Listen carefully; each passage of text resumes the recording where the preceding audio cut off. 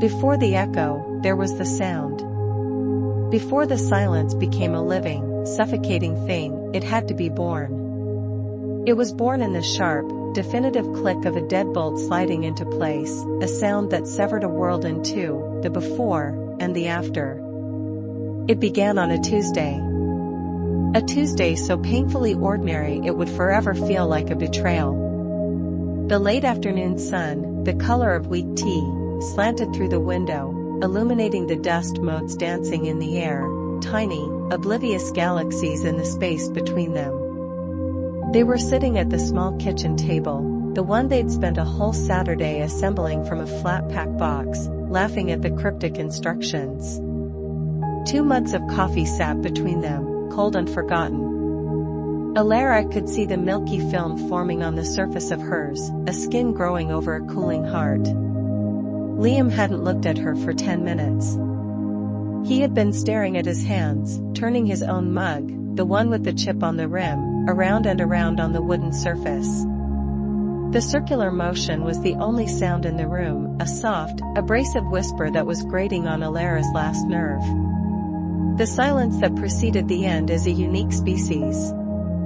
It is not peaceful. It is the held breath of the universe, the vacuum before the storm breaks, and every atom in the room hums with a terrible, unspoken tension. "Just say it, Liam," she had said, her voice sounding unnaturally loud. "Whatever it is, just say it." He finally looked up, and the stranger wearing her boyfriend's face met her eyes. His were a pale, distant blue, like a winter sky from which all warmth had been leached. There was no anger there. No sadness. There was only a terrible, placid finality. He was a man who had already left, and his body was just performing the final, necessary chore of telling her. "I need to find myself, Alara," he began, the words rehearsed, smooth, and utterly devoid of the man she knew. The man who sang off-key in the shower and left his socks on the floor and kissed the top of her head whenever he passed her chair. This was an actor reading a script. "I'm just not happy." The words did not land like a blow. They were more insidious than that. They were like a poison gas, colorless and odorless, that seeped into the room and began to suffocate everything. Happy. It was such a small, selfish word to use as a sledgehammer. Her mind reeled, grasping for purchase on a reality that was tilting and sliding away from her. She looked past him, at the bright yellow kettle on the stovetop, a cheerful sentinel of their mornings. She saw the vibrant green leaves of the fiddle-leaf fig he had insisted they buy, its leaves reaching towards the weak sun. She saw the life they had built, brick by hopeful brick, and she could not reconcile it with the demolition taking place at their kitchen table. Happy? The word felt like ash in her mouth. We were happy on Sunday. We went to the farmer's market. You bought that ridiculous sourdough that we couldn't finish. We were laughing. She was pleading, presenting evidence to a judge who had already passed sentence. That was Sunday, he said, and the simplicity of his statement was the cruelest cut of all. He was invalidating their shared history, reducing 4 years of laughter, tears, promises, and dreams to a collection of disconnected days, some of which, it turned out, had been a lie. Her mind, a traitor in its panic, began to flash with memories, each one a fresh stab of pain. Liam on one knee in this very room, not with a ring, but with a key to the apartment, asking her to build a home with him. Liam, shivering and laughing under the deep cerulean blanket on the sofa after they were caught in a downpour. Liam, whispering forever into the darkness of their bedroom, his breath warm against her neck, a promise she had foolishly believed was as solid as the ground beneath her feet. "So that's it?" she asked, her voice trembling now. 4 years. It's just over? Because you're not happy? It's not fair to you, staying when I feel like this, he said, another line from the script. It was the classic, cowardly abdication of responsibility, cloaked in the guise of consideration. He was framing his own desertion as a kindness. She felt a surge of cold, sharp anger that momentarily burned through the fog of disbelief. "Don't you dare," she said, her voice low and shaking with a fury that surprised them both. "Don't you dare make this about me. This is about you. This is you running away because something got hard. Because life isn't a constant party. What did you expect, Liam? That you'd just be happy every single second of every single day?"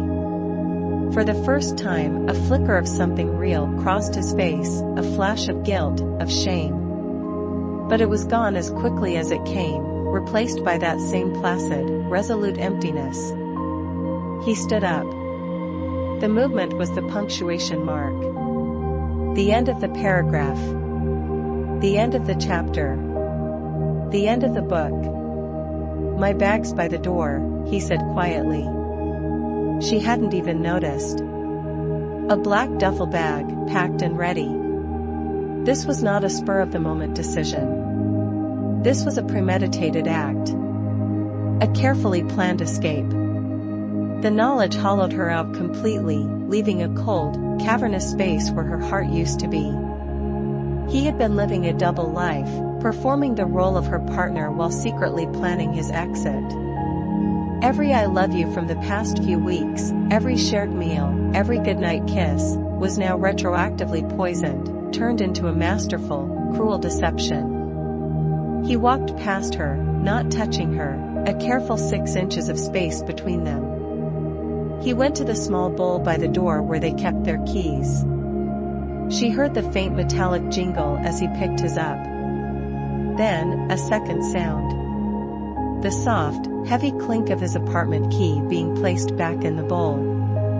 It was a sound of profound renunciation. He was returning his half of their world, handing back his citizenship to the life they had created. He paused at the door, his hand on the knob. He did not turn around.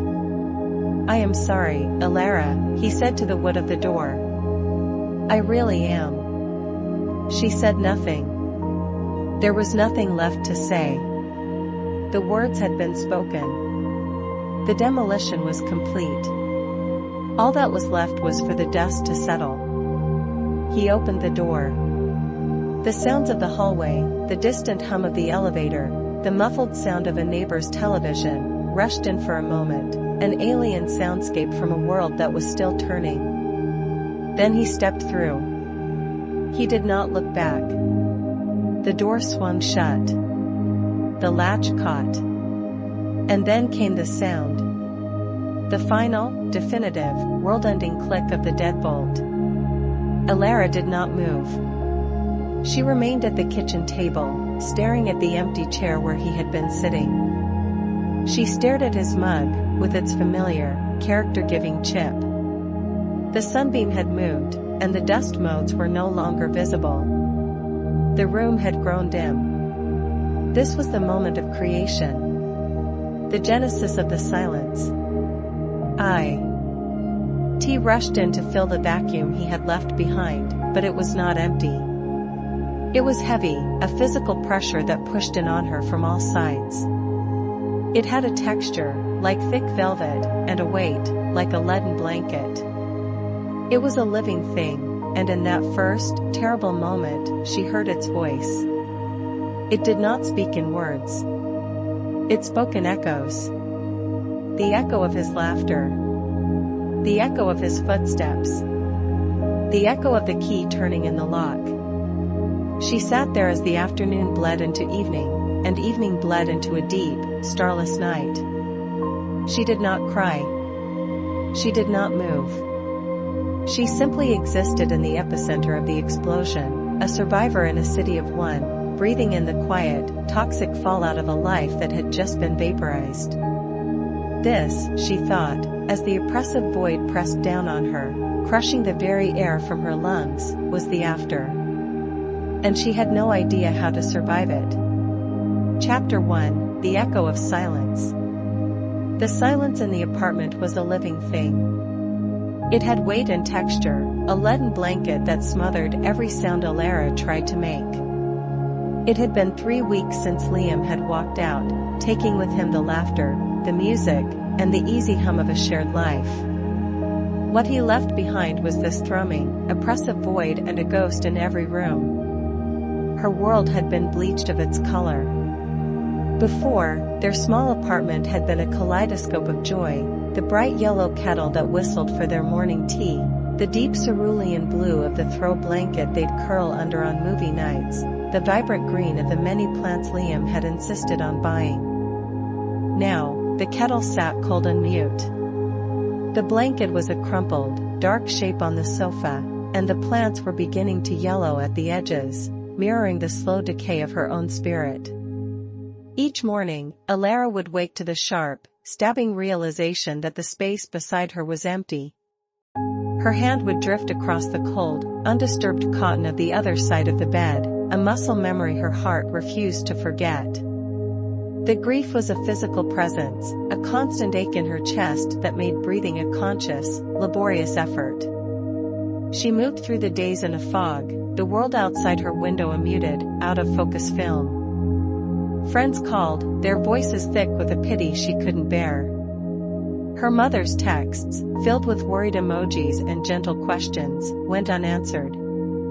How could she explain this hollowing out? How could she articulate that it wasn't just a breakup, but the demolition of her future?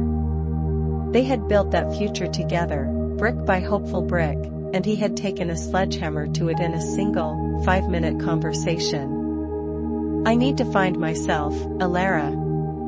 I'm just not happy. The words replayed in her mind, a cruel, unending loop. He wasn't happy. And with that simple, selfish declaration, he had annulled her happiness, too. It was a betrayal not just of the heart, but of time itself, of the 4 years they had invested, of the promises whispered in the dark, of the future she had so foolishly believed was guaranteed. This afternoon, the grayness of the sky seeped through the glass, painting the room in shades of despair. A persistent rain wept against the window pane, each drop a tiny percussionist marking the slow, agonizing passage of time. Alara sat on the floor, her back against the sofa, clutching a coffee mug he'd left behind. It was his favorite, a heavy ceramic one with a chip on the rim that he always said gave it character. Her own matching mug sat on the shelf, pristine and untouched. She traced the chip with her thumb, the rough edge a small, tangible pain that distracted from the gaping wound inside her. Her gaze drifted to the bookshelf, to a silver frame holding a picture of them from last summer. They were on a hiking trail, bathed in the golden light of a setting sun. Liam's arm was wrapped tightly around her, his head tilted towards hers, a wide, genuine smile on his face. She looked radiant, her eyes sparkling with a love and trust that now felt like a naive mockery. A sob caught in her throat, thick and raw. She wanted to shatter the frame, to tear the photo to shreds, to erase that happy, unsuspecting woman from existence. But she couldn't move. She was paralyzed by the sheer weight of what was lost. The silence pressed in, and in it, she could hear the echo of his laughter, the phantom sound of his key in the lock, the ghost of him calling her name. She was crushed. The word landed in her mind with a definitive, bone-breaking finality. Crushed. It wasn't just sadness, it was a total collapse of her inner architecture. And in that moment of utter desolation, a flicker of a memory, distant and faint, surfaced from the depths of her childhood. It was her grandmother's voice, soft and frail, reading from a well-worn Bible on a Sunday afternoon. A verse she used to whisper to Alara whenever she'd fallen and scraped her knee. Asterisk, the Lord is close to the brokenhearted and saves those who are crushed in spirit. Asterisk. The words hung in the silent room, an ancient, almost forgotten melody. Faith was like an old coat she hadn't worn in years, stored away in a dusty corner of her life. She and Liam had been a secular couple, their Sundays spent on brunch and farmers' markets, their worship directed at each other. The idea of God had seemed abstract, a comfort for other people, for times of bigger, more profound tragedies than a simple broken heart. But this didn't feel simple. It felt profound. It felt like dying. With nothing left to lose, with every other source of comfort having failed her, Alara bowed her head. The movement was stiff, foreign. She closed her eyes, the tears finally breaking free and tracing hot paths down her cold cheeks. She didn't know the right words. She didn't have the grand, eloquent language of the prayers she half remembered from childhood church services. All she had was the broken, fragmented truth of her pain. Her lips moved, but at first, no sound came out. It was just a whisper of breath, a silent plea. God, she finally managed, her voice a raw, splintered thing. The sound of it was shocking in the heavy silence. God, if you're there. She paused, the enormity of the chasm she was trying to bridge feeling insurmountable. I don't know what I'm doing, she confessed to the empty room. I feel so broken. He left, and he took everything. I'm empty. I can't eat. I can't sleep. I can't even breathe right. I am crushed. She spoke the word aloud, giving it power, acknowledging its truth. The sob she'd been holding back ripped through her, a visceral, animal sound of pure agony. She curled into a ball on the floor, the mug slipping from her grasp and clattering onto the hardwood, miraculously not breaking. Please, she wept. Please, I can't do this anymore. I have nothing left. If you are close to the brokenhearted, please be close to me now. Please save me. I don't know how to go on. Just, help me. It wasn't a negotiation. It wasn't a REQ. You asked for Liam to come back or for the pain to magically disappear. It was a surrender. A white flag raised from the battlefield of her heart. It was the last, desperate cry of a soul at the very end of its strength. She lay there, weeping, expecting nothing. The silence returned, but this time it was different. The oppressive weight had shifted, subtly, almost imperceptibly. The heavy, suffocating blanket had been lifted, replaced by something lighter, something that felt less like an absence and more like a quiet presence. Slowly, Alara became aware that the rain had stopped. She pushed herself up, her limbs aching. She looked towards the window. Through the tear-streaked glass, she saw that the thick, gray clouds had parted just enough for a single, brilliant shaft of late-afternoon sunlight to pierce through. It cut across the room, illuminating the floating dust motes and landing on the forgotten, wilting plants by the window, turning their dull, yellowing leaves a temporary, breathtaking gold. The knot of anguish in her chest had not vanished, but it had loosened its hold. It was still there, a dense core of sorrow, but it no longer had its fingers wrapped around her lungs. For the first time in 3 weeks, she took a deep, full breath that reached all the way to the bottom of her being. She stood up on shaky legs and walked to the window, placing her palm against the cool, damp glass. The world outside no longer seemed like a blurry, hostile landscape. The air was washed clean, the leaves on the trees glistened with fresh rain, and the single ray of sun felt like a promise. She didn't feel healed. She didn't feel happy. But as she stood there, bathed in that unexpected light, she felt something she hadn't felt since the moment Liam had uttered those life-altering words. She felt a flicker of peace. And in the profound, gentle quiet of the room, she knew, with a certainty that defied all logic, that she was not alone. Her prayer, a broken whisper into the void, had been heard. This was not the end of her pain, but it was, perhaps, the end of the beginning. It was the first breath of a new, uncertain, but not entirely hopeless, dawn. Chapter 2, The First Thread. The shaft of gold was an ephemeral guest. It lingered for a few precious minutes, a divine spotlight in the gloom, before the sun dipped lower behind the neighboring building, retracting its light and plunging the room back into the muted gray of twilight. But the impression it left was indelible. The crushing weight on Alara's chest had not returned. The silence that resettled in the apartment was different now.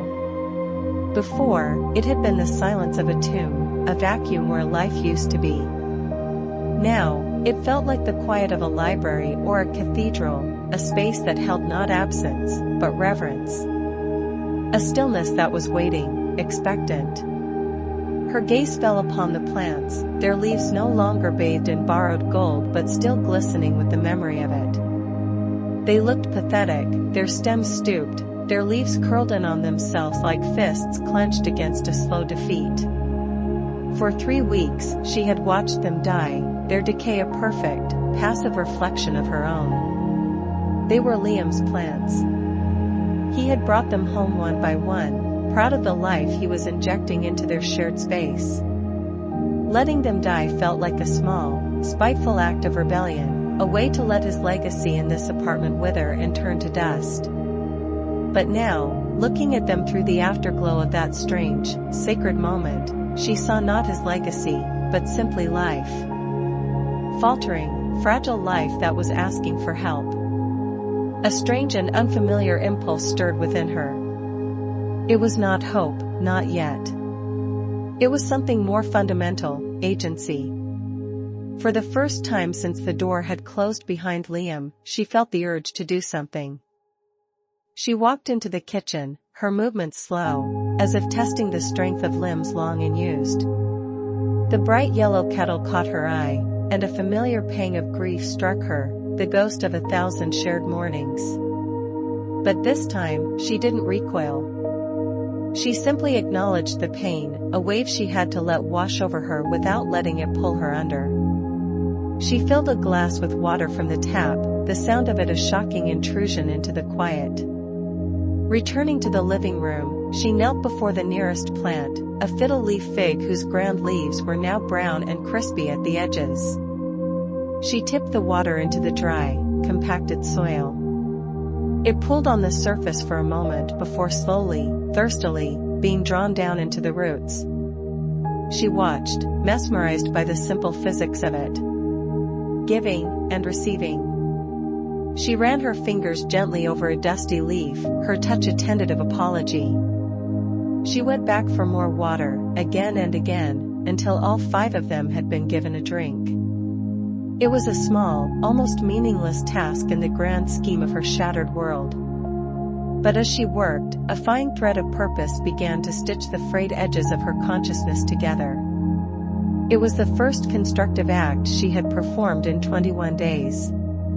She was no longer just a passive casualty of her sorrow, she was a woman watering her plants.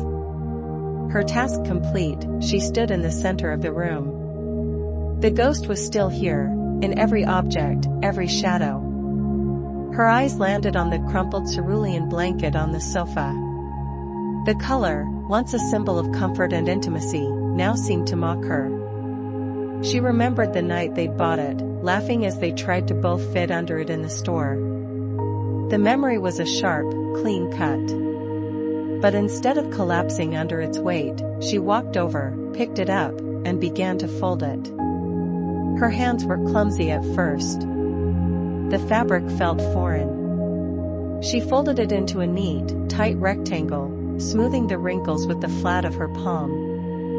Then, she carried it to the hall closet and placed it on the top shelf, behind a stack of old towels. It was not an act of erasure, but one of ordering. She was putting a memory away, acknowledging its place in the past. Next, her gaze fell upon the silver frame on the bookshelf. The smiling, sun-drenched couple from a lifetime ago. The urge to smash it was gone. The woman in that photo was not her, not anymore. That woman had a future that had been built on a foundation of sand, and the tide had come in. Alara reached out, her fingers tracing the cool glass over her own smiling face. She felt a profound pity for that naive, unsuspecting girl. With a quiet sigh, she turned the frame around, so that it faced the wall. She wasn't ready to throw it away, but she no longer needed to be haunted by it. She had survived the last hour. She had watered plants, folded a blanket, turned a photograph. These were the mundane actions of a normal life, yet they felt like Herculean labors. Exhausted, she sank onto the sofa, the space where the blanket had been feeling stark and new. She sat in the gathering dark, listening to the hum of the refrigerator, the distant siren. In the city streets. The verse came back to her then, not as a desperate memory, but as a question. The Lord is close to the broken-hearted, a skeptic part of her brain, the logical, modern part that she and Liam had cultivated together, immediately scoffed. A coincidence. A meteorological anomaly. The human mind's desperate need to find patterns in chaos. She had been at her lowest point, and her subconscious had dredged up a childhood platitude to comfort itself. The sunbeam was just a sunbeam. And yet, the feeling remained. The profound, unshakable sense of not being alone. It wasn't a voice or a vision, just a quiet, steady presence in the room with her, as real as the cushions beneath her. It was a peace that, as the old words went, surpassed all understanding. Her rational mind could not explain it away. The experience was more real than the arguments against it. Where had those words come from? Her grandmother's voice was a ghost limb of her memory, faint and warm. Nana Rose. She had been a woman of quiet, unshakable faith, a faith that had always seemed a little quaint and old-fashioned to Alara. Nana Rose would sit in her worn floral armchair, her Bible in her lap, its pages thin as onion skin, the margins filled with her spidery cursive. She hadn't preached or proselytized, she had simply inhabited her faith, like a well-loved home. The Bible. Did she even own one? The question propelled her to her feet. She began to search. Not in the main bookshelf, which was filled with Liam's non-fiction and her modern novels. She checked the desk drawers, finding only old bills and stray pens. She looked in the closet, behind the newly stored blanket, but saw only board games and a vacuum cleaner. A memory surfaced. A box. When her grandmother had passed away a few years ago, her mother had given her a small box of mementos. A few pieces of jewelry, a stack of old letters, and, yes, her Bible. Alara had taken the box, thanked her mother, and shoved it into the back of her own closet, an artifact from a buried civilization she never planned to excavate. She found it now, a cardboard box labeled Nana in her mother's handwriting. A covenant of dust had settled on the lid. She pulled it out and sat on the floor, her heart beating a little faster. Inside, nestled among yellowed letters tied with a ribbon and a tarnished silver locket, was the book. It was smaller than she remembered, bound in soft, cracked black leather. The cover was bare except for the words Holy Bible embossed in faded gold leaf. She lifted it out. It smelled of old paper and dust and a faint, sweet scent that was purely her grandmother, vanilla and rosewater. The book fell open in her hands to a page in the Psalms, held open by a pressed, brittle flower. She closed it gently and held it in her lap. It felt heavy, solid. A tangible link to the woman who had first spoken those words of comfort to her. It was not a magic wand. It would not bring Liam back. It would not erase the scar tissue forming around her heart. But holding it, she felt she was holding a thread. A single, slender thread leading out of the labyrinth of her grief. She didn't know how to use it. She didn't know if she even truly believed in the words it contained. All she knew was that in the deepest darkness of her life, a light had appeared, and this book felt like its source. For the first time in what felt like an eternity, she felt a flicker not of peace, but of curiosity. A desire to know what would happen tomorrow. Her phone buzzed on the coffee table, a notification lighting up the screen. It was her mother. Asterisk just thinking of you, sweetie. Love you. Asterisk 4 weeks. These messages had felt like an intrusion, a demand for a response she didn't have the energy to give. Tonight, she picked up the phone. Her thumb hovered over the keyboard. I love you too, she typed. Asterisk I'm okay. I think I'm going to be okay. Asterisk. She hit send. And as she sat there in the quiet dark, her grandmother's Bible resting in her hands, she allowed herself to believe it might just be the truth. Chapter 3, The Weight of a Page. The blue glow of the sent message faded, returning the room to its deep velvet black. Alara sat motionless, the phone feeling unnervingly light on the cushion beside her, the Bible heavy and dense in her lap. The finality of her text message echoed in the silence. I think I'm going to be okay. It was a monumental claim, a flag planted on a newly discovered shore she wasn't yet sure could bear her weight. The words, once sent, felt less like a statement of fact and more like a vow. A promise made to her mother, but more terrifyingly, to herself. For a long time, she did not move. The city breathed around her building, its distant sighs and murmurs a constant, metallic hum. Inside, the only sound was the thrum of her own heart, a hesitant drumbeat picking up a new, unfamiliar rhythm. She was not empty anymore. The vast, cavernous grief was still there, a geographical feature of her soul she would likely have to navigate for the rest of her life. But now, something else was present within it. A single, trembling note of, what? Not hope. It was a word too bright, too fragile for this gloom. It was, intention. The will to turn the page. Her fingers, almost of their own accord, traced the worn leather of the book in her lap. It was a strange object, anachronistic in her minimalist apartment. It belonged to an older world, a world of floral armchairs and the scent of rosewater, of quiet conviction and unshakable certainty. A world that felt as distant and mythical as the stories contained within its pages. With a soft rustle of paper, she opened it. It did not fall to the page with the pressed flower this time. Her thumb, brushing the gilded edge of the paper, caught near the beginning, in Genesis. She read the first few lines, the grand, poetic cadence of creation. Asterisk in the beginning, God created the heavens and the earth. Now the earth was formless and empty, darkness was over the surface of the deep, asterisk. Formless and empty, the words snagged in her mind. A perfect description of the last 3 weeks.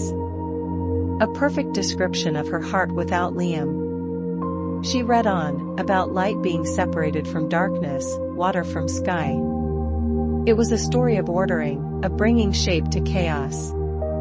It was what she had just done, on a microscopic scale, by folding a blanket. The parallel was so simple, so direct, that the skeptical part of her brain, the part honed by years of academic theory and late-night debates with Liam, immediately recoiled. Pareidolia. Seeing patterns where none exist. Projecting her own narrative onto an ancient, irrelevant text. She closed the book with a snap, the sound too loud in the stillness. It was foolish. A sunbeam, a half-remembered verse, a dusty book. It was a cocktail of grief and nostalgia, nothing more. She was a woman grasping at straws, and she had found a 2,000-year-old one. But the feeling, the chew. Yet presence, it lingered. It hadn't fled when her doubt flared. It was patient. Unoffended. It simply waited. With a sigh that seemed to excavate the very bottom of her lungs, she opened the book again. This time, she let it fall where it would, to the place marked by the fragile, papery ghost of a flower. Psalms. The page was soft, almost cloth-like from her grandmother's touch. And in the margins, a cartography of a life of faith, was Nana Rose's spidery handwriting. The chapter was Psalm 42. As the deer pants for streams of water, so my soul pants for you, my God. The verse struck her with the force of a physical blow. Just hours before, she had been the agent of that water, tipping it into the parched soil of her dying plants. She had watched the dry earth drink, had felt the simple, profound rightness of it. Now, these words named the agonizing thirst she had been unable to articulate, the deep, cellular dehydration of a soul cut off from its source. She read on, her eyes scanning the verses, but it was the notes in the margin that held her. Next to the line, "My tears have been my food day and night," her grandmother had written a date from 40 years ago, and a single, stark word, miscarriage, below it, in fainter ink, as if added years later. He held every one. Alara's breath hitched. She had never known. This was a secret grief, a hidden sorrow from a woman Alara had only ever known as serene and steady. The ancient words on the page were a vessel, but the ink in the margins was the lifeblood. It was a testament that this faith wasn't a set of abstract propositions, it was a lifeboat, clung to in the middle of a storm. She turned the page. More notes. A name next to a verse about healing. A tiny, triumphant yes, next to a promise of provision. It was a conversation held across decades, a record of prayers and laments, of questions and answers. She was not just reading a book, she was eavesdropping on a lifelong relationship. Exhaustion, profound and bone deep, finally began to claim her. She hadn't truly slept in weeks, only passed in and out of a gray, restless twilight. She closed the Bible, placing it not on the coffee table, but on the cushion beside her, a silent companion. She curled up on the sofa, her head pillowed on her arm, and for the first time in 21 days, she did not fight the darkness.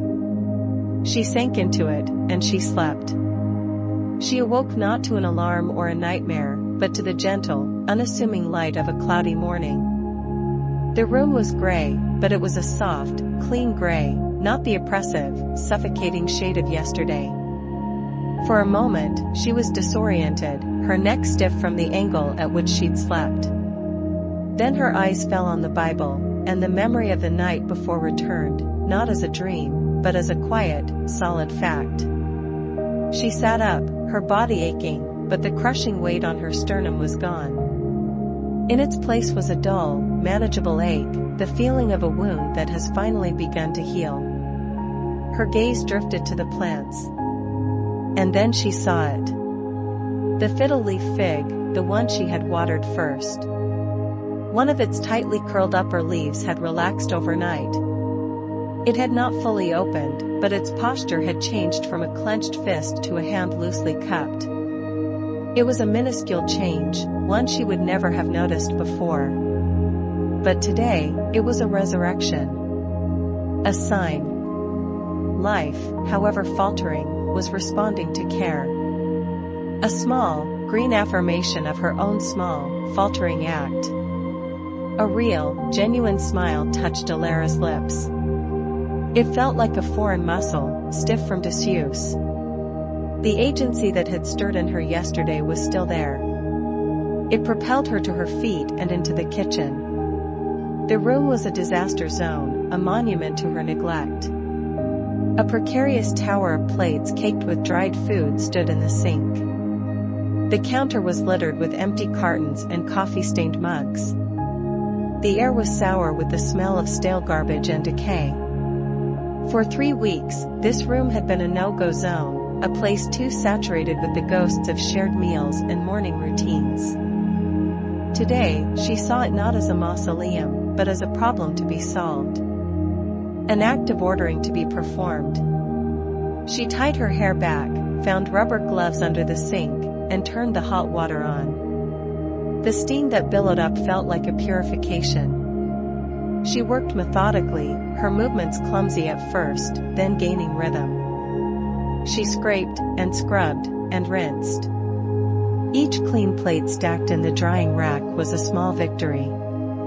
The ghost of Liam was there, of course, leaning against the counter as he always did, telling her about his day.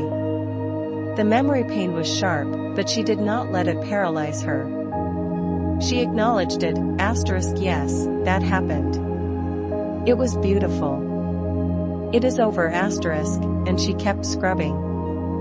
She filled a bag with trash, the tangible remnants of her neglect, and tied it shut with a satisfying finality.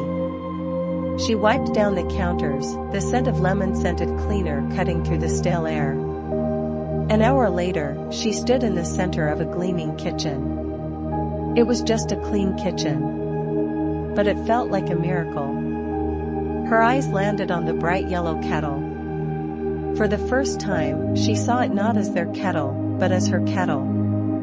She filled it with water and set it on the stove. While it heated, she found a clean mug and a tea bag from the back of the cupboard, chamomile and honey. As the kettle began to whistle, a sound she hadn't heard in an eternity, she felt the tears she had been holding back begin to fall. They weren't the jagged, desperate sobs of the past weeks. They were quiet, cleansing tears. A release. She carried her steaming mug into the living room and sat on the sofa. The morning light was ordinary. There was no divine shaft of gold, no dramatic revelation. There was only the quiet room, the sound of her own breathing, and the comforting warmth of the mug in her hands. Beside her, her grandmother's Bible rested. It hadn't fixed her life. It hadn't erased her pain. But it had given her a page to turn. It had reminded her that even after the world becomes formless and empty, the work of creation can begin again. One small, deliberate act at a time. One day, 1 hour, one breath at a time. She took a sip of tea. It was the first thing that had tasted of anything in weeks. It tasted like a beginning. Chapter 4, A Single Stone. The chamomile had cooled, its floral sweetness fading on her tongue. Alara sat with the empty mug cradled in her hands, the warmth a ghost against her palms. The clean kitchen stood as a testament to the morning's work, an island of order in the quiet sea of her apartment. Sunlight, thin and filtered through the perpetual gray of the city sky, caught the polished faucet, making it gleam. It was a small, almost insignificant detail, yet it held her gaze.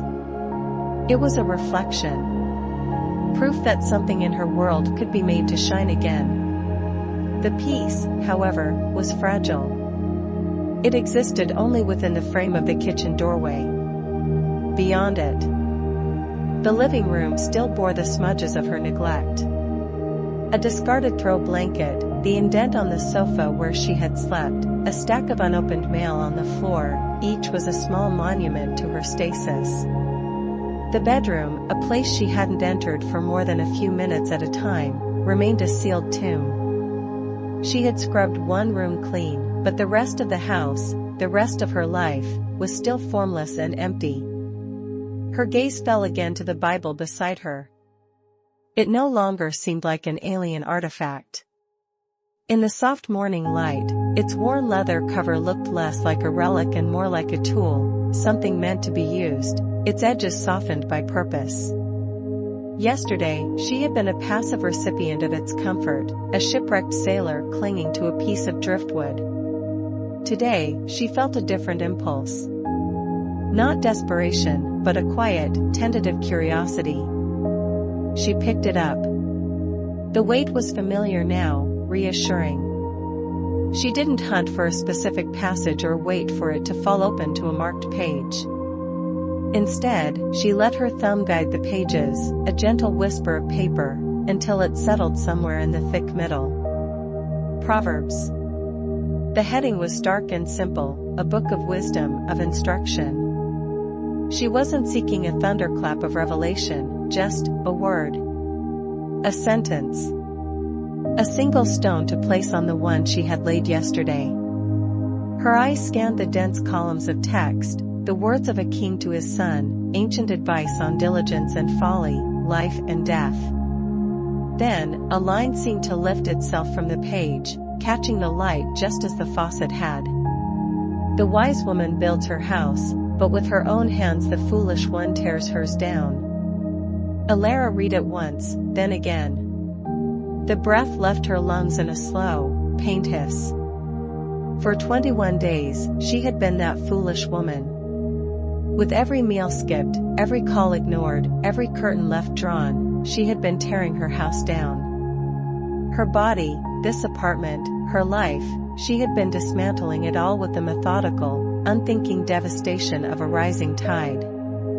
But this morning, with a sponge and a bottle of soap, she had begun to build. She had laid a single, clean tile in the ruins.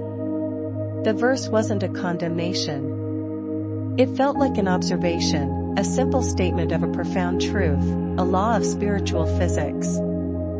Creation required will. Destruction was the default. It was the path of least resistance, the slow entropy of a grieving heart. The truth of it settled not with a crash, but with a quiet, resonant clarity. It was the same clarity that had moved her to water the plants. It was a call to action, small and manageable. Building a house was too much. But laying another stone? Perhaps she could do that. And she knew what the next stone had to be. It lay on the sofa cushion on the other side of the Bible, a sleek, black rectangle of glass and metal. Her phone. For 3 weeks it had been on silent, its screen dark. It was a Pandora's box she dared not open, a digital mausoleum containing the last texts from Liam, the last photos they had taken, the voices of friends and family she could not bear to hear. It was the tether to a world that had kept spinning after hers had stopped, and the thought of reconnecting was terrifying. It meant facing the questions, the pity, the well-meaning and clumsy condolences. It meant admitting to everyone else that he was truly gone. She reached for it, her hand hesitating for a moment over its cool, inert surface. This was a different kind of cleaning. This was not about scrubbing away the past, but about facing it. She pressed the power button. The screen flared to life, an unnaturally bright white against the soft gray of the room. The device vibrated in her hand, a frantic, buzzing tremor as 3 weeks of notifications tried to force their way into her curated silence. It was a dam breaking. A digital wail of grief, concern, and unanswered questions flooded the screen. Asterisk 117 new messages. 42 missed calls. 23 voicemails asterisk. Her heart hammered against her ribs. It was too much. The urge to turn it off, to hurl it across the room and retreat back into the velvet black, was immense. Her thumb trembled over the screen. But then, the image of her grandmother's handwriting in the margin of the psalm came back to her. He held every one, a testament to enduring a storm, not avoiding it. Alara took a breath. She would not be the foolish woman. Not today. She tapped the messages icon. A cascade of names and abbreviated texts filled the screen, a waterfall of concern. Her mother. Liam's mother, a pang of pure, unadulterated pain shot through her at the sight of that name. She couldn't. Not yet. Colleagues from the university. Friends from college. Each one a small, sharp reminder of the life she once had. She scrolled, her eyes blurring, not reading the messages themselves but just absorbing the sheer volume of them. Then she saw a familiar name. Chloe. Her best friend. There was a long series of messages from her. The first few, from 3 weeks ago, were frantic. Asterisk Alara, where are you? Call me, asterisk then they had softened. Asterisk just checking in. Thinking of you, asterisk the last one, sent just yesterday morning, was simple. Asterisk K. No need to reply. Just wanted you to know I'm still here. I love you, asterisk. No need to reply. The words were a release valve, an offer of connection without the burden of demand. Chloe had always known what she needed, even when Alara didn't. She had built a bridge and left it for Alara to cross in her own time. Alara tapped on the message thread. The blinking cursor in the empty text box felt like a tiny, expectant heartbeat. What could she possibly say? How could she summarize the cavernous emptiness, the flicker of a new and fragile intention, the weight of a 2,000-year-old book, and the miraculous gleam of a clean kitchen faucet? Words failed. The academic in her, the woman who lived and breathed language, had nothing. She typed, "I'm okay," but deleted it immediately. It was the same lie, or vow, she had made to her mother, and she didn't have the strength to make it again. She typed, "I'm so sorry for not writing back," but that felt inadequate, a social nicety for a wound that was still raw and gaping. Her fingers hovered over the keyboard.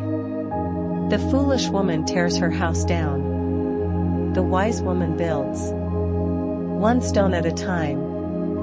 A reply didn't need to be a full accounting. It just needed to be a connection. A single, small act of reaching back. She typed 2 words. Thank you. She stared at them. They looked small and insufficient on the screen. But they were true. They were all she had. With a final, decisive tap, she sent the message. The small delivered text appeared beneath it. She switched the phone back to silent and placed its screen down on the cushion. She did not wait for a reply. The act was in the sending. It was in the voluntary opening of a door she had sealed shut. It was not a grand gesture. It was not a declaration of recovery. It was not a dam rebuilt, but a single stone laid in its foundation. And for now, for this one, quiet, ordinary morning, it was enough. Chapter 5, The Threshold. The silence that followed the single-sent message was a different kind of quiet. It was not the hollow, echoing silence of absence she had inhabited for 3 weeks. This was a silence of anticipation, the held breath between a lightning flash and the inevitable roll of thunder. Alara remained at the kitchen table, her hands still resting on the worn leather of the Bible, as if it were a shield. The kitchen, with its gleaming surfaces and ordered calm, was her fortress. But she had just willingly lowered the drawbridge by a single inch. Her phone lay on the sofa cushion, a dark mirror reflecting the gray ceiling. It seemed to possess a life of its own now, a latent energy. Every passing second felt stretched, thin and taut.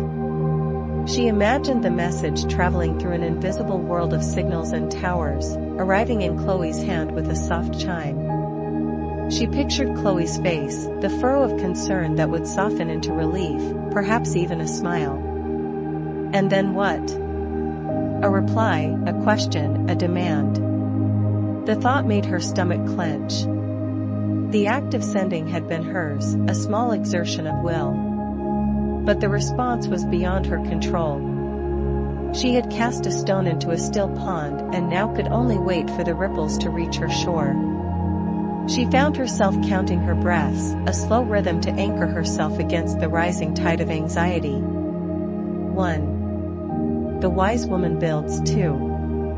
She had laid a stone. 3. But a house is more than one stone. 4. The phone buzzed. It was a sharp, aggressive vibration against the soft fabric of the cushion, a sound that ripped through the fragile piece she had constructed. It was thunder. Close, immediate, and demanding. It buzzed again, a frantic, insistent tremor. A call. Alara's body went rigid. Her gaze was locked on the living room, on that small, vibrating rectangle. She could see the screen light up from here, see the caller ID she knew would be there. Chloe, her friend, had not texted back. She had gone straight for the voice, for the direct connection Alara was nowhere near ready for. The ringing felt like an accusation. Asterisk, why haven't you answered? Where have you been? Are you okay? Asterisk, each buzz was a question she could not face. The foolish woman, a voice whispered in her mind, would hide. She would wait for the noise to stop. She would retreat further into the ruins. Her heart hammered a frantic, desperate beat against her ribs. She didn't move. She let it ring, her hands gripping the edge of the table, her knuckles white. It was too soon. It was too much. The sound was a violation, an intrusion into the tomb she had so carefully sealed. After what felt like an eternity, the buzzing stopped. The screen went dark.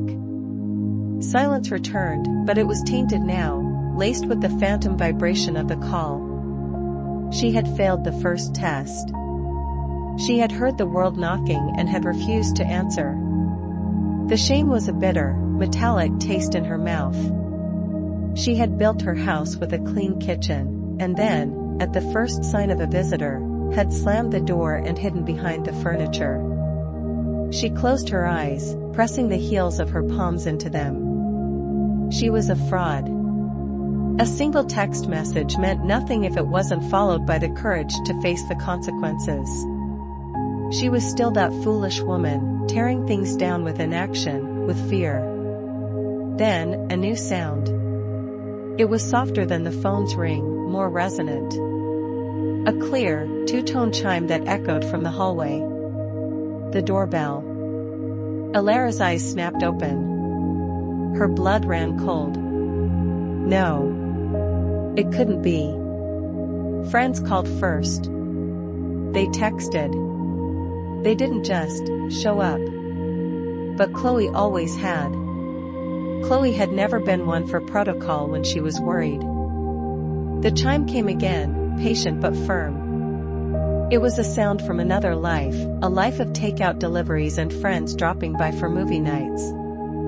In the current landscape of her apartment, it sounded as alien as a spaceship landing. It was the outside world, not on a screen, but physically present on her doorstep, separated from her by a few feet of hallway and a single slab of wood.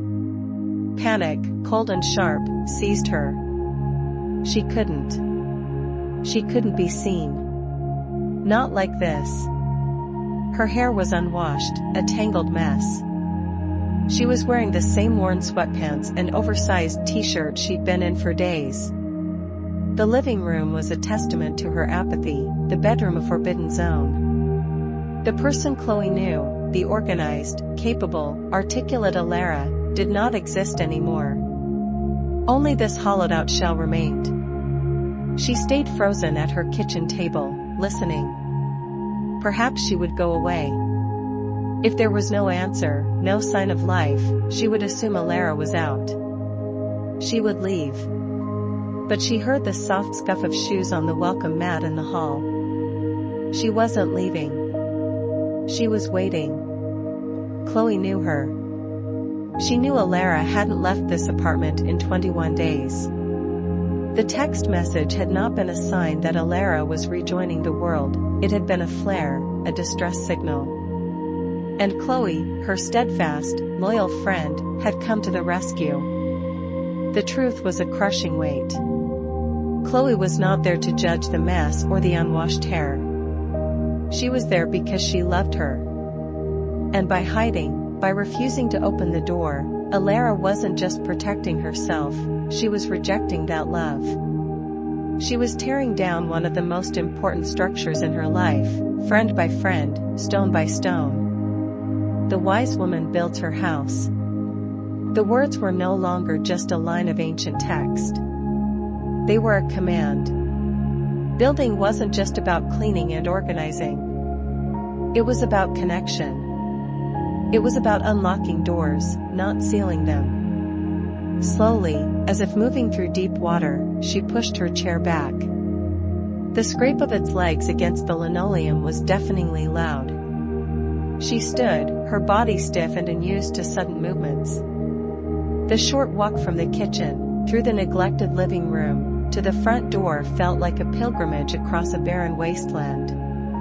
She passed the discarded blanket, the pile of mail, the indent on the sofa. They were not just signs of her stasis, they were the rubble of the house she had torn down. She reached the door.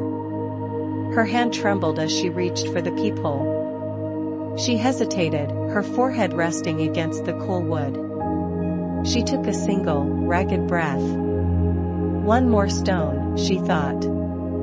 Just one more. She flipped the small metal cover and pressed her eye to the lens. The world outside was distorted, curved, and surreal. There was Chloe, her familiar, kind face warped by the glass. She was holding a large paper bag that smelled, even through the door, faintly of ginger and chicken broth. Her expression was not impatient or angry. It was a mask of placid concern, her shoulders slumped just slightly with the weight of her vigil. Seeing her friend there, so solid and real, broke something loose inside Alara. It was a pain sharper than and loneliness, the pain of causing a loved one to worry. With a final surge of will that felt like lifting a fallen monument, she drew back the deadbolt. The sound was a loud, decisive clunk. She turned the knob. The latch clicked. She pulled the door inward. The gray light of the apartment hallway flooded in, brighter than anything she had seen in weeks. And there was Chloe. Real, undistorted Chloe, whose face crumpled in a wave of profound, heart-wrenching relief. She didn't rush in. She didn't hug her. She just stood there on the threshold, her eyes scanning Alara's face, taking in the shadowed eyes, the pale skin, the wild hair. "Hey," Chloe said, her voice soft, a little rough with emotion. Alara opened her mouth to speak, but no words came out. An apology, an explanation, a thank you, they all caught in her throat, a tangled knot of grief and gratitude. Chloe seemed to understand. She gave a small, sad smile and lifted the paper bag. "I brought soup," she said, as if it were the most normal thing in the world. As if she had just been passing by. "You don't have to talk. Just, let me come in?" Alara looked from Chloe's face to the cluttered living room behind her, the visible evidence of her collapse. The foolish woman would have shut the door. But the foolish woman was exhausted. She simply nodded, a small, jerky movement, and stepped back, holding the door open. She was letting the world in. It was terrifying. And it was the first truly wise thing she had done all day. Chapter 6, The Guest. The air that followed Chloe across the threshold was different. It was the air of the outside world, cool, carrying the faint, damp scent of impending rain and the exhaust of a passing car. It was an invasive element in the stale, recycled atmosphere of Alara's grief. For a moment, she felt as if her lungs, so accustomed to the hermetic quiet of her apartment, might reject it. She stood frozen, a statue in her own hallway, the heavy wooden door still open in her hand. Chloe did not wait for an invitation. Her movement was not presumptuous, but rather a quiet, certain flow, like water finding its level. She stepped past Alara, her presence filling the space in a way that was both overwhelming and profoundly anchoring. Her eyes, gentle and brown, did a swift, almost imperceptible sweep of the living room. Alara saw it through her friend's gaze, the blanket pulled on the floor where she had last left it, a testament to a sleepless night, the stack of unopened mail on the side table, a paper tombstone marking the day she had stopped engaging with life, the single glass on the coffee table, a faint ring of condensation still visible on the wood. Chloe's expression did not change. There was no flicker of shock, no hint of judgment. There was only a deep, abiding sorrow that seemed to settle in the fine lines around her eyes. Without a word, Chloe navigated the small sea of neglect and headed straight for the one beacon of order in the apartment, the kitchen. Alara watched her go, feeling like a ghost haunting the edges of her own life. Chloe's soft-soled boots made almost no sound on the floorboards, a stark contrast to the cacophony of self-recrimination inside Alara's head. Asterisk she sees. She sees it all. The ruin. The woman who tears down her own house, asterisk. Chloe placed the paper bag on the gleaming countertop. The sound was a soft crinkle of promise. She turned, finally looking directly at Alara, who still hadn't moved from the door. "You should close that," Chloe said, her voice still husky. "It's getting cold." The simple command broke the spell. Alara looked at the open door as if seeing it for the first time. It was an exit, an entrance, a wound. With a slow, deliberate motion, she pushed it shut. The latch clicked into place with a sound of finality, but this time, it did not feel like sealing a tomb. It felt like creating a sanctuary. Not for one, but for two. She drifted towards the kitchen, drawn by the gravitational pull of her friend's quiet competence. Chloe was already opening cabinets, her movements sure and familiar. She had been in this kitchen 100 times before, for celebratory dinners and late-night talks over wine. She knew where everything was. She pulled out 2 bowls, deep and white, and 2 spoons. "I didn't know if you'd eaten," Chloe said, her back to Alara as she began to unpack the soup containers from the bag. The aroma, stronger now, filled the small space: ginger, star anise, chicken, a scent that was fundamentally nurturing. "It's just wonton soup from Mr. Chen's. I remembered you said it was the only thing that made you feel better when you had that awful flu 2 winters ago." The memory was a sharp, painful pinprick. 2 winters ago. A different lifetime, when illness was a temporary, physical affliction, not a hollowing out of the soul. Alara leaned against the doorframe, her arms wrapped around her waist, a fragile barrier. She could only nod, the motion stiff and uncertain. Words felt like foreign objects in her mouth, jagged and useless. Chloe poured the steaming, fragrant broth into the bowls. The delicate wontons bobbed to the surface, alongside slices of green onion and tender pieces of bok choy. It was an offering. An act of grace. Chloe slid 1 bowl across the granite countertop towards the small kitchen table, then carried her own and sat down. She did not tell Alara to eat. She did not pressure her. She simply picked up her own spoon and took a slow, deliberate sip, her eyes closing for a moment as if in prayer. The invitation hung in the air, unspoken but absolute. The chair opposite Chloe was empty. The bowl of soup waited. It was a second threshold, smaller than the front door but just as significant. To refuse it would be to slam that door shut again, to retreat back into the rubble.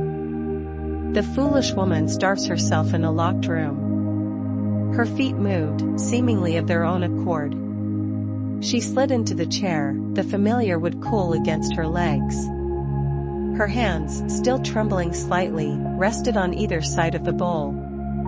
The steam rose to meet her, warm and real. It felt like the first truly living thing she had engaged with in weeks. She stared down into the broth, at her own distorted reflection shimmering on its surface.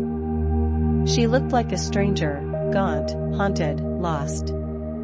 She picked up the spoon. It felt unnaturally heavy in her hand, a tool she had forgotten how to wield. She dipped it into the broth, her movements clumsy, and brought it to her lips. The warmth hit her first, a liquid heat that spread through her mouth and down her throat, a gentle fire chasing away some of the deep, internal chill. Then came the flavor, the sharp, clean bite of ginger, the savory depth of the chicken stock, the subtle saltiness. It was more than just taste, it was a jolt to a system that had been dormant for too long. It was an affirmation of life, of sensation, of the world outside her own pain. A single, hot tear escaped her eye and traced a path down her cheek, falling with a silent splash into the bowl. They ate in silence. It was not the agonizing, empty silence Alara had cultivated, but a shared, companionable quiet. It was the silence of understanding, of presence. The only sounds were the soft clinking of spoons against ceramic and the rain that had finally begun to fall outside, a gentle drumming against the window pane. With each spoonful, Alara felt a single stone being placed back into the foundation of her life. It was not a repair. It was not a cure. It was just a stone. And it was solid. When both bowls were empty, Chloe stood and took them to the sink. She turned on the tap, the sound of running water filling the room. "The kitchen looks nice," Chloe said, her voice soft over the splash of water. She was looking at the scrubbed countertops, the organized spice rack. She wasn't looking at the chaos just a few feet away. She was looking at the one small corner of the world Alara had managed to build. The words were a lifeline. It was praise without pressure, acknowledgement without expectation. It was permission. "I tried," Alara whispered. The words came out as a croak, raw and unused, scraping her throat. It was the first thing she had said aloud to another human being in 21 days. Chloe finished washing the bowls, placing them carefully in the dish rack to dry. She dried her hands on a tea towel, her movements methodical and calming. She turned around, leaning back against the counter, and finally, she allowed the full weight of her concern to show in her eyes. "I know you did, Elle," she said. Her voice was thick with an emotion Alara couldn't quite name. It was love, and it was pain, and it was an unshakable, terrifying loyalty. "You don't have to do it alone anymore." Chloe didn't move to hug her. She didn't pry or ask the questions that were surely screaming inside her. She just stood there, a quiet sentinel in Alara's clean kitchen, a guest who had brought not just soup, but the entire, messy, beautiful, complicated world back in with her. And for the first time in a long time, Alara did not feel the urge to run. She just sat at her table, her hands wrapped around the residual warmth of the bowl, and let her be there. Another stone. A cornerstone. The house was still in ruins, but she was no longer the only one inside. Chapter 7, The House. The cornerstone, once laid, asserted a quiet, undeniable gravity. The kitchen, with its clean surfaces and the lingering scent of ginger, became the center of Alara's universe. For how long they sat in that peaceful aftermath, she couldn't say. The rain outside softened from a drumbeat to a whisper, a gentle shushing that seemed to soothe the raw edges of the world. Time had become fluid again, no longer an oppressive, stagnant block but a current, and Chloe was the one who had set it back in motion. Chloe eventually pushed herself away from the counter, the movement slow and deliberate. She did not look at Alara, but towards the threshold leading into the living room, into the heart of the ruin. Her gaze was not one of judgment, but of a quiet, methodical assessment, like a builder surveying a site before the work begins. "Shall we?" she asked. The two words were an invitation, not a command. They held a universe of shared history, an implicit understanding that the we was not just a pronoun, but a pact. Alara's first instinct was to recoil, to pull the sanctuary of the clean kitchen around her like a shield. The living room was a monument to her apathy. It was where the ghost of her grief was most tangible, where the indentations on the sofa were still his, where the dust had settled on their shared life. To disturb it felt like a sacrilege. To clean it felt like an erasure.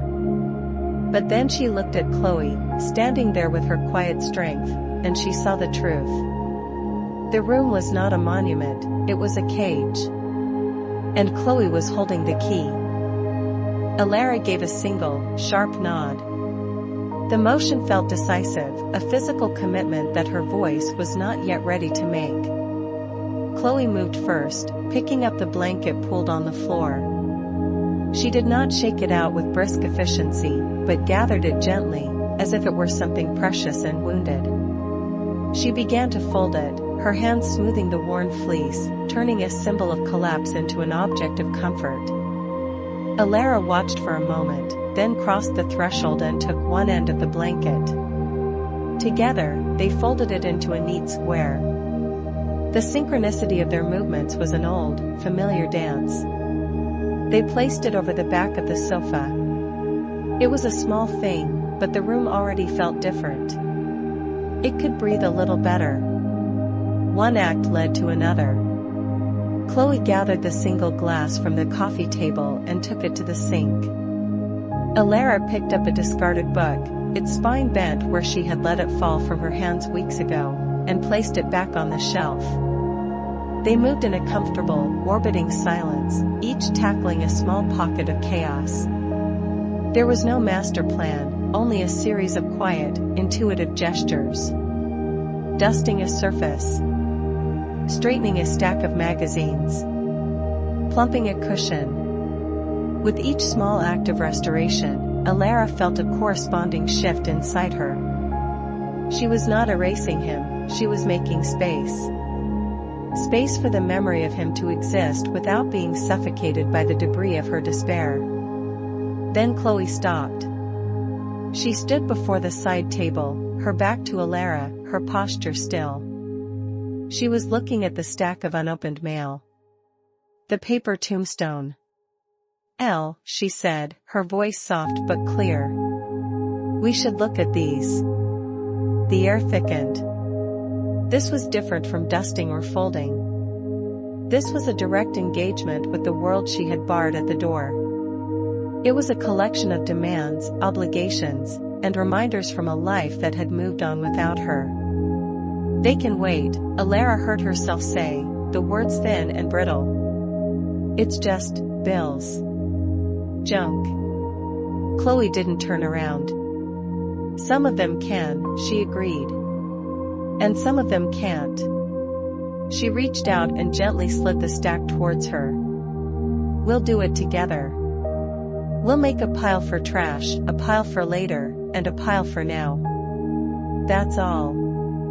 Her pragmatism was a lifeline. She was breaking an overwhelming monolith into manageable pieces. Alara came to stand beside her, her hands clenched at her sides. Chloe picked up the first envelope. It was a credit card offer. She tore it in half with a satisfying rip and placed it on the floor. The trash pile. The next was a utility bill. It went into the later pile on the coffee table. The third was a glossy catalog. Rip. Trash. Slowly, Alara's hands unclenched. She reached for an envelope. Her fingers felt clumsy, but she mimicked Chloe's actions. A political flyer. Trash. An alumni magazine. Later. They fell into a rhythm, the tearing of paper a steady percussion beneath the gentle patter of the rain. They were excavating. Digging through the layers of mundane life that had piled up over her raw grief. And then she saw it. A small, cream-colored envelope tucked near the bottom of the stack. It was thicker than the others, the paper of high quality. The address was written not in a printed font, but in a familiar, elegant cursive. Her Aunt Carol. Her breath caught in her throat.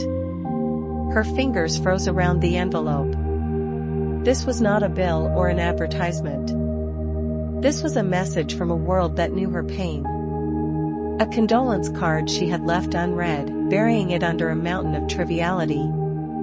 Chloe saw the change in her. She stopped sorting, her hand resting on Alara's forearm. "It's okay," she whispered. "You don't have to." But Alara knew she did. To leave it sealed would be to give it a power it didn't deserve. It was just paper. It was just ink. She slid her finger under the flap, the sound of the paper tearing seeming unnaturally loud in the quiet room. Inside was a simple card with a watercolor painting of a willow tree on the front. And inside that, her aunt's looping script. It wasn't a long message.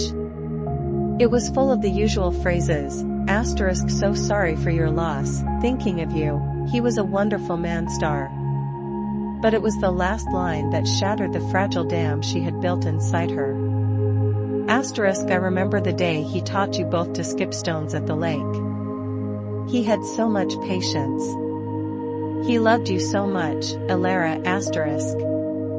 The memory, unbidden and absolute, rose up and engulfed her.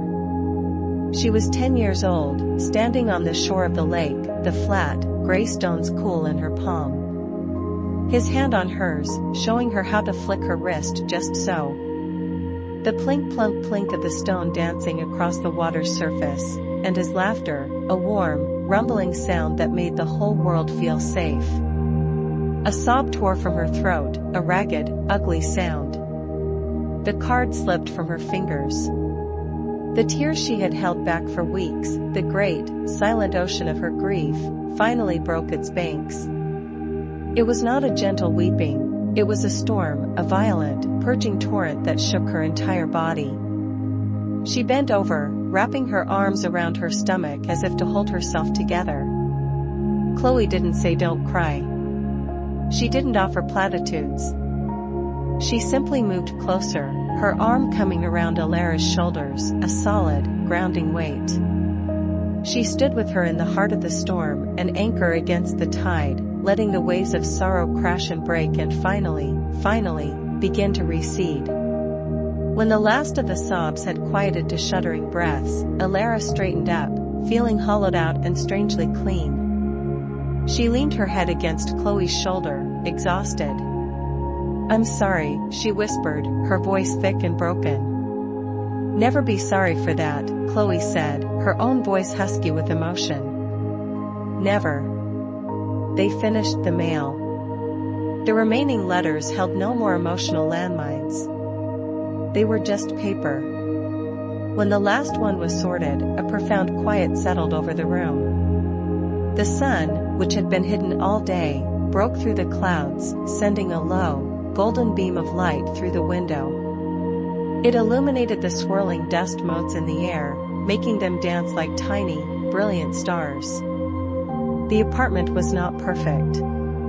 It was not the home it had once been. But it was no longer a tomb. The floors were clear, the surfaces were visible. It was a space that was lived in, not died in. A house, waiting to be a home again. Chloe stayed until twilight painted the sky in shades of bruised purple and soft orange. She made them toast, and they ate it sitting on the sofa, the folded blanket a comforting presence between them. The conversation was light, simple. She told Elara about a funny thing that happened at work, about a new coffee shop that had opened. She was gently, skillfully, weaving the threads of the outside world back into the fabric of Elara's life. When it was time for her to go, the farewell at the door was the inverse of her arrival. There was no hesitation, no uncertainty. I'll call you tomorrow, Chloe said. It was not a question. Okay, Elara replied. And she meant it. Chloe gave her a quick, fierce hug, and then she was gone. The air she left behind was not an invasive element anymore. It was just air. Elara closed the door, the click of the latch no longer a sound of finality, but of quiet security. She stood in her hallway, in her house that was now hers alone, and did not feel the familiar crush of panic. She felt still. She walked to the living room window, the one Chloe had wiped clean. The rain had washed the city, and the streetlights cast shimmering, fractured reflections on the wet pavement. The world outside was still there, messy and beautiful and complicated. On impulse, she unlatched the window and pushed it open. The air that flowed in was cool and clean, carrying the rich, earthy scent of petrichor, the smell of the world reborn after a storm. It filled her lungs, and this time, they did not reject it. They welcomed it. She took a deep, steadying breath. The house was still in ruins, in a way.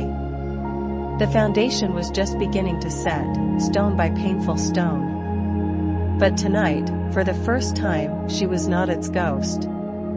She was its architect. And tomorrow, she would begin to build. And so, we leave Alara at her open window, breathing in the scent of a world washed clean. Her story, for now, finds its pause not in a grand, triumphant finale, but in a quiet, profoundly hopeful beginning. She stands on the threshold, not of a perfectly rebuilt house, but of a life she has chosen, with her own two hands, to start building again. The ghost of her past may still linger in the hallways, but it no longer owns the rooms. She is no longer the captive of her sorrow, she is becoming the architect of her own healing. Perhaps you see a flicker of yourself in Alara's story. Perhaps you know the suffocating weight of that silence, the oppressive quiet of an empty room, the crushing finality of a door that has closed on a future you once believed was guaranteed. We live in a world that often tells us to be strong, to move on, to simply get over it. But Alara's journey whispers a different, more compassionate truth, that true strength is not found in the absence of brokenness, but in the courage to acknowledge it. It is found in the moment of absolute surrender, when all our own resources are exhausted, and we finally whisper a broken prayer into the void, expecting nothing in return. The miracle for Alara wasn't that Liam came back. The miracle wasn't that her pain instantly vanished. The miracle was the shaft of sunlight through the clouds. It was the subtle lifting of a spiritual weight, just enough for her to take a full breath. It was the sudden, inexplicable urge to water a dying plant. It was the first stone laid in the foundation of a new life. Her story is a testament to the profound power of small beginnings. Healing, so often, is not a lightning strike but a slow, patient dawn. It is the decision to fold a single blanket. The courage to send a two-word text message. The strength to turn a knob and open a door to the love that has been waiting patiently on the other side. It is the simple, sacred act of accepting a bowl of soup. Her prayer was not eloquent. It was the raw, fragmented cry of a soul at its end. And that is the most powerful prayer of all. It reminds us that God is not waiting for our perfection, He is waiting for our permission. He is, as the verse says, close to the brokenhearted. He doesn't stand at a distance, waiting for us to fix ourselves. He comes into the ruin, sits with us in the rubble, and through a ray of light, a childhood memory, or the tangible love of a friend, He hands us the first stone and quietly encourages us to start building. He doesn't tear down the old house for us, but He gives us the strength and the tools to build a new one, a home that is stronger for having been built on the bedrock of survived sorrow. On behalf of our entire team, I want to extend our deepest, most sincere thanks to you, our cherished audience, for walking alongside Alara on this intimate and vulnerable journey. Thank you for sitting with her in the silence, for feeling the weight of her grief, and for celebrating the quiet, monumental victory of that first, cleansing breath of rain-washed air. It is a profound privilege to share these stories with you, and we are endlessly grateful for the time, attention, and empathy you so generously offer. Your presence here, listening and receiving, is what gives these narratives their ultimate purpose. You are the reason we do what we do, and we thank you for allowing us to share these moments of quiet faith and powerful transformation with you. These stories are more than just entertainment, they are windows into the human heart and its incredible capacity for resilience, especially when touched by grace. If Alara's story of finding a flicker of peace in the deepest darkness resonated with you, if you believe in the power of a quiet prayer to change the atmosphere of a life, then we humbly invite you to become a permanent part of our community. This is what we are all about here at the Prayer Miracles channel, sharing stories that remind us that we are never truly alone in our trials. We explore the countless ways, both small and spectacular, that faith can provide a lifeline in the storm. By subscribing to our channel, you're doing more than just getting notifications for new videos. You are casting a vote for hope. You are joining a global family of listeners who are seeking encouragement, inspiration, and a deeper connection to the quiet, miraculous work of God in our everyday lives. Each week, we bring you new narratives of healing, of unexpected provision, and of the profound peace that can be found when we choose to turn our faces toward the light, even when we are surrounded by shadows. So, if you haven't already, please take a moment to click that subscribe button. It's a small act, a single click, but it helps our community grow and allows these messages of hope to reach others who may be sitting in their own silent room, waiting for a sign. If this story touched you, please give it a like to let us know, and consider sharing it with someone you know who might be navigating their own season of heartbreak. The greatest gift we can give one another is the reminder that healing is possible, one small, brave step at a time. Please feel free to share your own thoughts in the comments below. What was the first stone in your own journey of healing? Your story could be the very light that someone else needs to see today. Thank you once again for being here. May you find the strength to lay your next stone, and may you always be aware of the quiet presence that promises to be close to the brokenhearted. God bless, and we will see you in the next story.